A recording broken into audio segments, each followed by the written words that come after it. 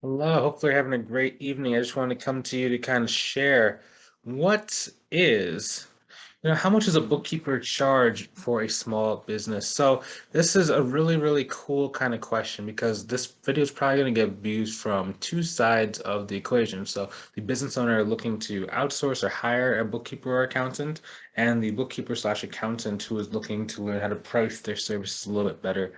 Now, let's just even start. So I'm going to focus mainly on the bookkeepers who are trying to learn how to charge. And what do you have to really keep in mind in order to know, like, are you charging the right rate? Are you undercharging? Are you overcharging? Are you right in the sweet spot? And what are some things you have to kind of look out for? I wish if I had known this about 7 years ago, it probably would have been a lot easier for me to go and grow based on what I know now. So the first thing is, oh yeah, and if you guys haven't already, go ahead and click on the link inside the description below to book a call with me to see if I can help you grow your accounting or your bookkeeping business. Now, the first thing that we have to talk about is you have to really know what your goal is. Someone was asking me today, like, I'm charging like $20 an hour. Am I undercharging? And I'm like, well, it depends. I'm gonna give you the accounting answer. It depends, right? What is your goal? So a lot of people they go, well, I want to make six figures. Okay. Well, how much do you have to make per hour to make six figures? How much do you have to make per month to make six figures? And a lot of people, they kind of default to, I want to make 10K per month. I'm like, well, that's 120 a year, right? So what is that real number?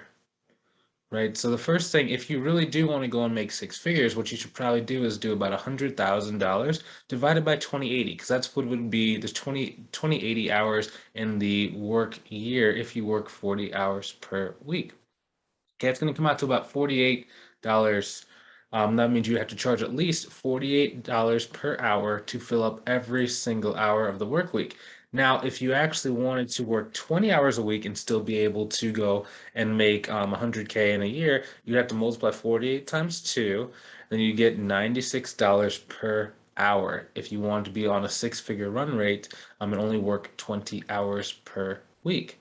So your job is to go and figure out how to do that, right? So in a lot of cases, what you're going to start noticing is I always like to have my minimum price be about $500 per month. And this is for like the bookkeepers or accountants who are watching this, right? And a lot of people are like, well, that might seem a little expensive, Bryce, because I have clients for $100 a month, $200 a month. I'm like, yeah, that's because you don't really know how to kind of like talk about the value. And I'm not making fun of you if you're in that position, like you have a number of clients, for 100, 200. It's just generally one, you need to know how to charge so that you never have to like have your pricing calculator or your pricing discussion be around that number. And then two, you got to make sure that you can really talk the value. Let's even put it like this, okay? So you got to really think about it. If someone's not willing to pay you $300 a month, $300 a month equals $3,600 per year. Okay, that is about the price of one and a half Airbooks or MacBooks, the Apple laptops. If they don't even value as much as like as one and a half computers, that means that there's something wrong in the way that we talk about our service. There's something wrong with the way that we get people interested in our service to even get on a consultation with us. And that means there's a problem with our education process. So there's a couple different processes you have to take someone through in order for them to really understand how valuable you are. Number one is they need to know you exist. Okay, this one's the easiest one. You can send someone a connection request if they're in the right frame of mind or if they're open to working with someone like yourself. Okay, now that's the first level. Second level is really educating and building that value. Like how much they need this. What does it cost them not to have this? Why is it important they have this for their business if they haven't already? Or if they are trying to do it, why is it important they do this thing well? Okay, the higher you can get this kind of meter filled up, the easier it's going to be for you to bring it to the next one. Okay, so the next one is if you have any sort of testimonial or any sort of like video interview with a student. Okay, what we're trying to do there is we're trying to build the value and get other people to start talking about how great you are so you don't have to talk about how great you are as well. And then when the person gets on the phone, generally if everything else has been kind of like put in the right order, the phone call is very, very easy. You don't really have to say very much and you're able to go and get them to want to pay you a higher amount of money because almost like you're this mini celebrity in their eyes. Now, if you don't have either a video interview testimonial, or you don't have any references, or you don't have any past clients that you can kind of utilize, right? And then if you don't really have any content that, even when I say content, like something you send in the email, or even your pre consultation form, or even on your website or your LinkedIn, if you don't have that, and then next, like you have a really like okay profile, when you connect with them, they're kind of like, this person is I don't really know if I trust this person. I don't know if this person is really good at it. It looks like they're kind of a beginner. The less you have in the front before the phone call, the harder the phone call is going to be. And what that ends up happening is when you try and say your price is like $400 a month or it's $500 a month, they're like, oh yeah, I don't know. I don't know if that's right. And then they're making a decision based on price when what you really need for them to do is make a decision based on reputation, value, as well as what is the potential gain they're going to get by paying you this money. Okay, if someone thinks that they're going to make an extra, 400,000, they're not going to have trouble paying you 40 grand to do so. Okay, if they think that by having either your bookkeeping service or your virtual CFO service or your advisory service is going to help them grow their business and keep track of that growth, they will be happy doing that. Versus if they think you're just going to like, categorize some transactions, just do a couple bank recs, and like do like 1 or 2 hours worth of work, and it's just anyone can do that work. That's when they'll start wanting to pay you like $100, $200. So if you can become that celebrity in your eyes, now you can start charging a lot more. Okay. So then next thing is like, so should you charge flat rate or should you charge hourly? So generally, when I work with someone inside of the program, I tell them to go and do flat rate at first. Okay. So for example, like Audrey, when she was first getting started, the first thing we did was we gave her a pricing calculator, so she knew exactly what to charge. So her first client ended up paying her about 4 grand per month, right? Then she got a couple clients around like, 490, 500, 525, 600, right? And she was like around this $5,500 per month kind of range, right? And she stayed there for about 2, 3 months because she was going on like vacation, she was relaxing, and she didn't really believe in her mind and her heart that she could actually go and make six figures. Because back in her corporate job, she was making about I think it was like 30,000 a year, right? Because they kept passing her over for like promotions at work, and they just kind of like ignored her, and she was really undervalued, right? So when she was making like 5,500 a month, right? That was more money than what she had probably made like ever. It was almost double what she was making when she first got started. So it was just like, man, it took a lot for us to be able to get her confidence up, right? And then as soon as we did, it's funny, right? Because like I kept asking, "Hey man, like when are we gonna get to 10K? When are we gonna get to 10K? Why are you stopping at 55? Like what's up? What can I do to help you out? Come on, we have to get this motivation." And then we did like a special call where I kind of sat down with her. We talked for about 45 minutes. I was like, "Bro, like, do you know there's no difference between, making $5,500 a month and making like 10,000, 11,000, 12,000 per month?" And she's like, "What?" So yeah, it's not like you feel like you arrive and like you enter this zone and life changes. You get like rosy colored glasses. It's not like that. It's the exact same feeling from 5,500 to 11,000. The only difference is just more money in your bank account. You have more freedom. You don't need to work quite as much or quite as hard. You have more volume to be able to outsource to like a subcontractor. So you can just subcontract out some of the work or refer it out to other people. So what we did was that, so hey, you're not going to have to increase the amount of time that you spend working in your business if we go and get to 11 grand, because then we can just start outsourcing some of your smaller clients, right, at probably about a 50 to 75% profit margin. So she just gets this passive income coming in. She's like, wait, what? I can do that? And I was like, yeah. So what we basically said was, I told her, okay, so you have four potential clients coming up this week, right? And as soon as you get these two potential clients on, I'm going to actually have you outsource and subcontract this work to one of the other students inside of the mentorship program. And then she's like, oh, okay. And I say, yeah, so they're reputable. They've worked together in the past. You know her. You've been on the coaching calls with her, and you know her. And she's like, oh, cool.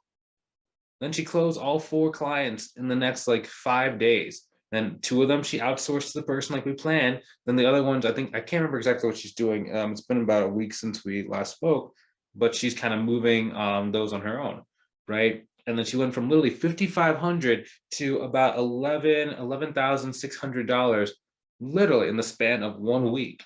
And it was just as soon as we could kind of get her to change her beliefs, change her viewpoint, change her opinions, and start going after bigger clients, that's when things really transformed for her. And that's when she was able to really just explode the income, right? So a lot of people are thinking about pricing, and it's not only just about pricing, it's really about, just like I was talking about, the sales process as well as your mindset. And like, what are you really kind of looking to work for, work with, or take? Right, because there's a lot of people who, as soon as the business owner starts saying, I don't really know the value, I don't really understand this, why don't we go like a lower rate? Most people, they get scared of the person kind of walking away or losing the business, so they take on the client, just so they can say they have another client, right? And it's very easy to do so, because when you're first getting started, a lot of people, like, their goal is to almost like fill up this gas tank of, I have 100 clients, or I have like 25 clients, or I have 30 clients, right? But what they don't really understand is, like, you probably wouldn't even understand how many people come to me and they already have 20 to 30 clients. When you ask them how much money they're making per month, they're like, I'm making like 7 grand a month. And I'm like, oof, oof, that's not a huge amount, dog. And a lot of them like, yeah, I'm charging some like 100, charging some 150, like some 200. My prices are just so low. And I'm like, we have to really strategically kind of raise your standards and raise what you're expecting. For example, like, when Melissa Hearn first came into the program, she had like a bunch of clients that were paying her like 150, or some of them were even paying like 150 every quarter. So it would just be like $50 a month she was charging to do all this work for them. And it was just kind of like, dude, like, we had to kind of dig deep into like her psychology, her viewpoint on money, like what was a reasonable range, what is money.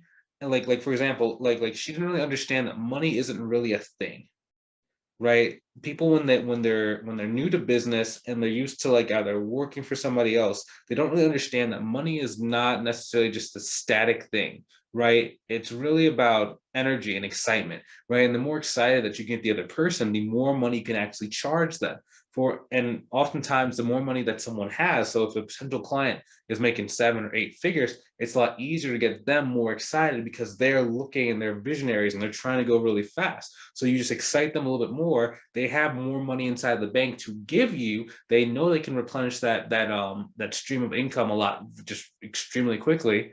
And then they can pay you 4 grand a month and not even feel it, right? For these 8 figure businesses, think about it. For an 8 figure business, they're making anywhere between, $900, I'm sorry, $900,000 per month, all the way up to what? Some are making like 10 grand, I'm sorry, 10 million a month, right? You don't think they can pay you 4 grand every single month? They'll have 886,000 per month left.